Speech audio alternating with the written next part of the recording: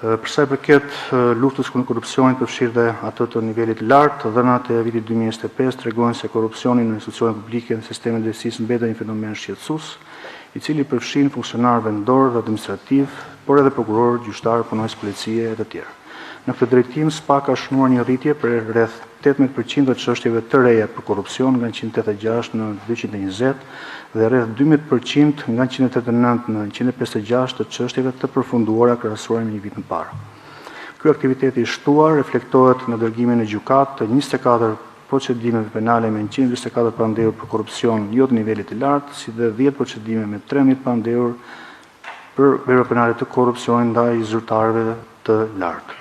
SPA ka vijuar me vendosmëri hetimin e zyrtarëve të nivelit të lartë me 6 procedime të reja dhe 16 persona të tjerë në hetim.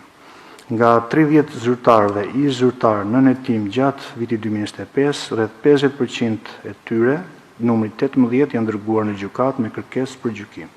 Rreth 10 prej tyre janë dënuar me vendim të formës së prerë, duke treguar qëndrueshmëri dhe efektivitet në ndjekjen në nivelet më të larta të administratës publike.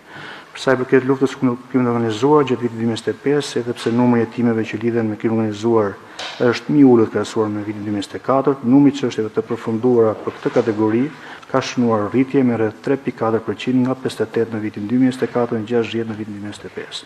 Të dhënat krahasuese për periudhën 2024-2025 tregojnë gjithashtu një rritje me 11.5% të personave në hetim dhe 36.6% të personave të dërguar për gjykim, çka tregon një orientim më cilësor të hetimeve dhe strukturave më të gjera dhe më të organizuara kriminale. Për sa i përket hetimit financiar dhe pasuror, sektori i hetimit financiar ka ushtruar funksionin e 12 hetues, ndërsa vijojnë procedurat e rekrutimit edhe për 4 të tjerë, procedurë e cila është në fazën e procesit të vettingut të punonjësve që janë hetuesve që janë kualifikuar. Një rritje që duhet nënvizuar është dhe rritja e efikasitetit të këtij sektori, i cili tashmë operon me një rrjet të zgjeruar aksesi në 22 databaza shtetërore dhe private. Kjo ka mundësuar që të hartohen profile financiare të personave në hetim, duke zbuluar skema komplekse të pastrimit parave, të përdorimit nga persona të tretë të parave që përbëjnë produkte veprës penale, transferit e dyshim të jashtëtetit. Gjatë këtij viti kemi vijuar të zbatojmë parimin e ndjekjes së parave paralelisht me hetimin penal dhe vlerët e sekuestruara dhe të konfiskuara gjatë vitit arrin shifrën prej 45.4 milion euro, ku përfshihet dhe sekuestrimi i kriptovalutave me vlerë ekuivalente prej 14.5 milion dollar ose rreth 12.4 milion euro.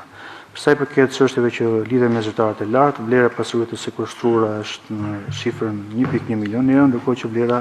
e pasurive të konfiskuara për këtë vit ka qenë në shumën 100.000 euro.